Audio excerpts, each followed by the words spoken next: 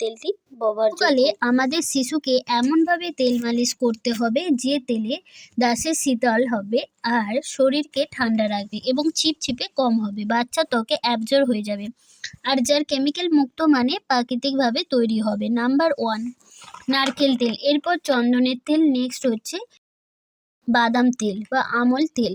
Next হবে যদি খুব গরম হয় সেক্ষেত্রে বাচ্চা মালিশের জন্য আপনি দুধ ব্যবহার করতে পারেন, আপনি দই ব্যবহারও করতে পারেন, আপনি আপনার শিশুকে ম্যাসাজ করার জন্য অ্যালোভেরা জেলও ব্যবহার করতে পারেন। যে তেলের প্রভাবে উষ্ণ এবং যে তেল খুব আঠালো বা চটচটে হয় সেই সব তেলগুলো গরমে অ্যাভয়েড করুন। তেল মাখিয়ে সঙ্গে সঙ্গে স্নান করাবেন না, তেল মাখানোর পর অন্তত 15 মিনিট পরে স্নান করাবেন। বন্ধুরা, ভিডিওটি আপনার ভালো লাগলে প্রশ্ন করবেন কমেন্টে। এই ধরনের ভিডিও দেখতে চাইলে লাইক করুন ও চ্যানেলটি সাবস্ক্রাইব করুন। এখন প্রশ্ন হলো, অতিরিক্ত রোগা বাচ্চার ওজন কিভাবে বাড়ানো সম্ভব? ওজন বাড়ানোর জন্য অনেকে অনেক কিছু খাওয়াতে বলেন, এখানে সেরা কিছু খাবারের নাম দিচ্ছি।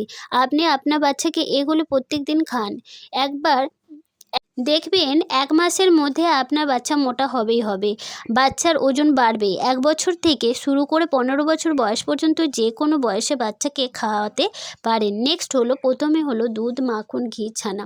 দ্বিতীয় হলো মাছ, মাংস। আর তারপরে হলো মুরগির মাংস, বাচ্চার পেশি মজবুত করে, বাচ্চার ওজন বাড়িয়ে তোলে। নেক্সট হলো ডিম, বাচ্চার প্রত্যেক দিন খাবারের সময় একটি করে ডিম রাখুন। নেক্সট হলো কলা, যে কোনো বাচ্চাকে প্রতিদিন একটু করে কলা অবশ্যই খাওয়ানো দরকার। এবার বলবো দইয়ের কথা, প্রত্যেক দিন বাচ্চাকে দই খাওয়াবেন আর বাচ্চার হাড় খুব মজবুত হবে, যার ফলে বাচ্চার উচ্চতা বাড়বে। এই ধরনের ভিডিও দেখতে চাইলে লাইক করুন আর চ্যানেলটি সাবস্ক্রাইব করুন।